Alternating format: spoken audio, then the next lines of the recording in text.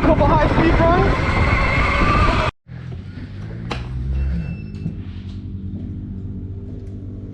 We're live. All right. Oh God. What's up, people? We are back for another test drive. This time, we're on the Zero.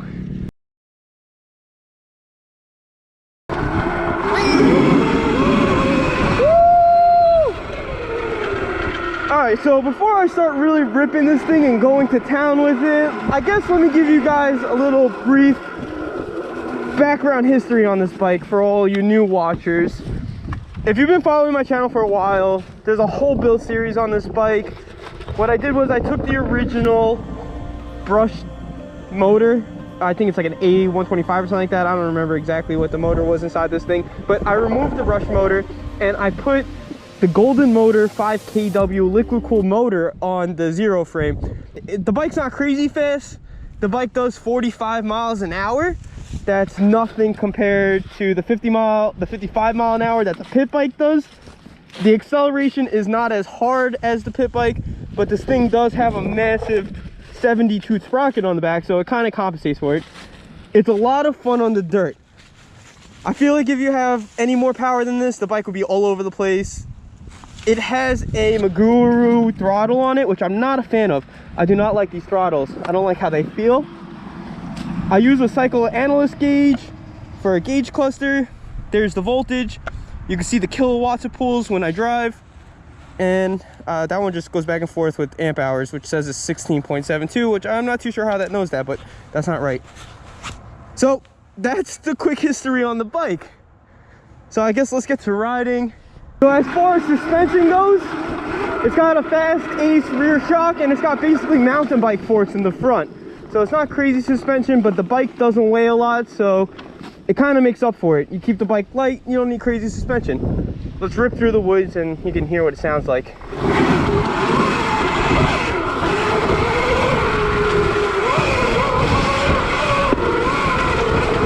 I mean, for mountain bike suspension, it actually is pretty soft and plush.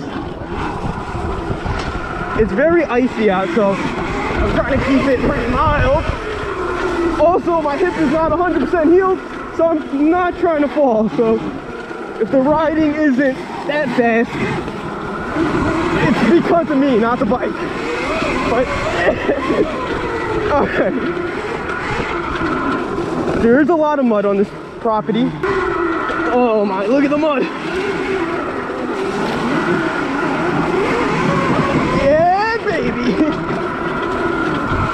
All right, so this is some deep mud back here. Now, with most bikes, I would imagine people are afraid of the mud, but since this motor is water cooled, it's not air cooled, so there's no fan cooling the motor off. So the motor is actually watertight. It's sealed. Now, I don't have the cooling system ran on this motor, but in a future build, I might use this motor on something else, and we will use the cooling system. But as far as mud entering the motor, I'm not afraid of it because it is a sealed motor. The batteries, on the other hand, they're mildly sealed sitting in this compartment. I try not to get that soaked. And the controller is tucked up on here. I should actually talk about the controller a little bit. So the controller is a 10 kW controller. It's a Vector 500. You can pull 500 amps through that controller, which is insane. At 96 volts, I think it's rated for. I'm nowhere near that. I'm actually down tuned a lot with that controller just to use these batteries and the motor, but it definitely does the job for pushing it along. Eventually I'm going to use this power plant in a different bike, and we'll use way bigger batteries, and we can take advantage of all that extra amps that the controller could push. Let's go into the open field.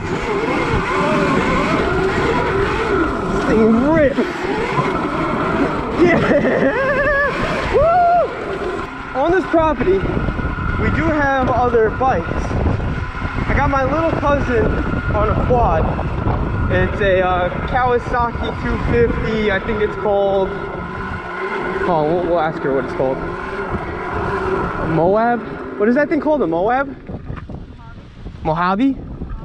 So we could race the 0 versus that 250.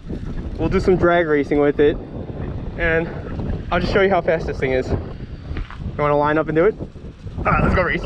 This thing does not stand a chance against the 250 quad up on the top end, because like I said, this thing tops out at 45 miles an hour, and that quad could probably go way faster than that.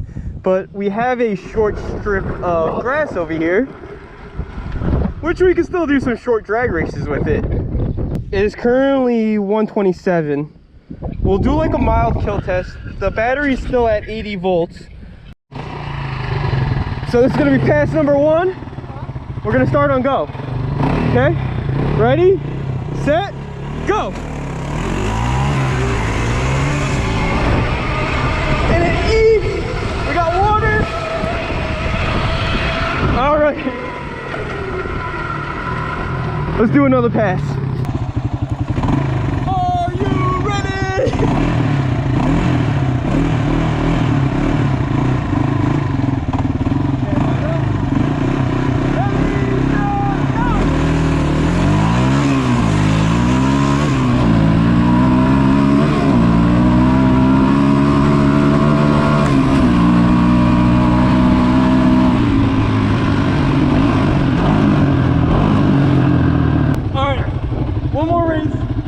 And then maybe we'll try a different quad after.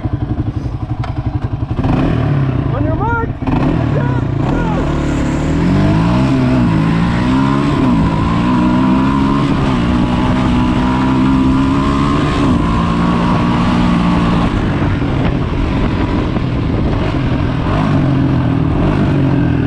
I don't think that this thing was ever really designed to be a motocross bike. I think it's more of like an enduro bike for trail riding. That's where this thing feels like it's at home. Like I wouldn't feel too comfortable launching this thing off a really big ramp, but I do feel comfortable ripping this thing through the woods. Did we go this way yet?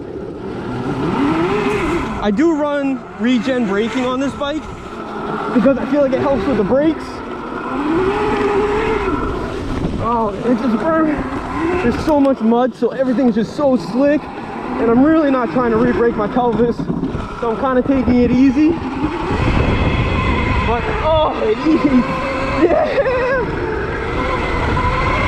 This is so fun!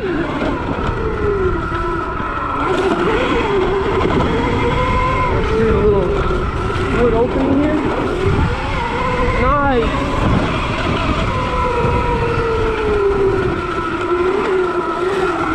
Wow. There's this thing called range anxiety where people freak out because they feel like that they're gonna run out of battery before they get back to the destination. And I feel like it's kind of the same thing with gas bikes. I mean, like, you're in the woods like this and you run out of gas on your gas bike, you're kind of stuck in the woods. Same thing with running out of battery on an electric bike. So I feel like it's not something that you should be really concerned about. You should definitely plan your trips and keep in the back of your mind that as the battery starts to die, you should start heading out of the woods. But as far as range anxiety being a limited factor to someone that wants an electric bike, I would say don't worry about it and just be smart when you ride.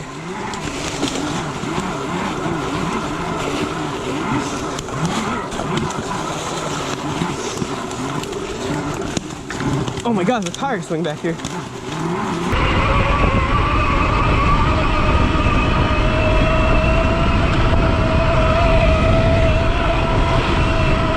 This is really putting a strain on the batteries, just holding it wide open. But this is a kill test. Let's go into the woods.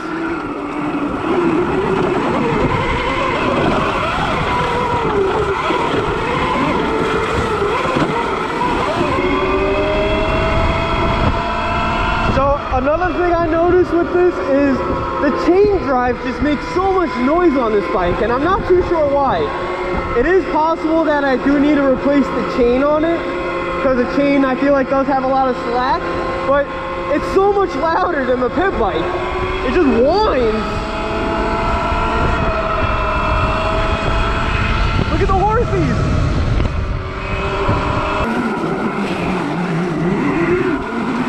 So one thing I do gotta say is, oh god, whoa! All right, what I was saying After I built the Electro & Company Thumbstar pit bike, I kind of lost interest in the Zero because of the speed difference. But now that I'm riding it in its natural habitat out in the woods over here, I gotta say that this thing is a blast to ride. So for all you guys that are just hunting speed and just want to go faster and faster, I would say take a step back. Instead of chasing the mile an hours, go ride some more technical trails or terrain. You're not gonna need the 55 mile an hour, 60 mile an hour, 70 mile an hour. You're not gonna need that. You could literally be doing 20 miles an hour on some technical stuff and have a blast with these things. So it's not always about going really fast. So this is just gonna be a torture test, full throttle, not gonna let off, and I'm just gonna try to do circles around the open land. So ready, set, let's go. Just gonna stay in it the whole time. We'll start turning here. All right. Oh, I hear the battery already struggling actually. I had to back off, I couldn't make this turn into the woods.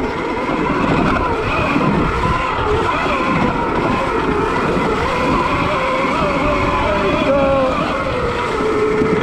We're gonna cross the water into the back.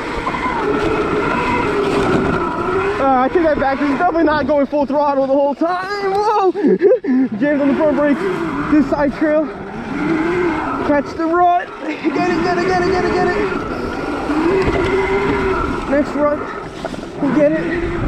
Last rut. Opening to the open field. I kind of feel like the battery is struggling now. Keep going.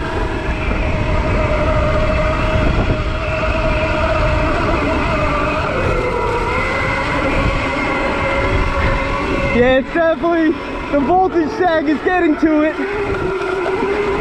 But we are past the hour mark. So let's keep it going.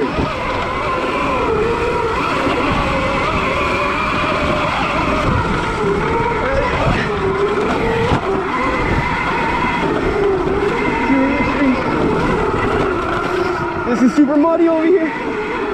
Through this hairpin turn. Oh! Okay, I lost the bike.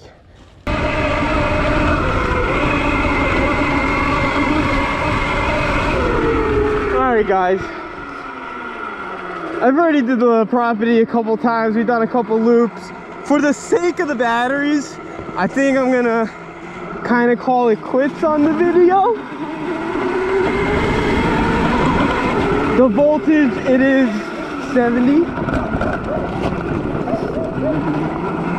It is sagging pretty heavy, which is a sign of the battery's getting pretty low. And I feel like this pretty much covers up the capabilities of the Zero. So why not just bring this video to an end? But before we do, the time is 2:36, and I would say that's about the average. Actually, no, I take that back. I feel like it does last longer, but the cold factor and just the fact that I didn't bring the battery down to dead, it's a good idea of what the range on this thing is. If you like what you saw, give the video a thumbs up, hit the subscribe button, and just drop a comment down below if you want to see anything different. And I'll see you guys on the next one. Peace.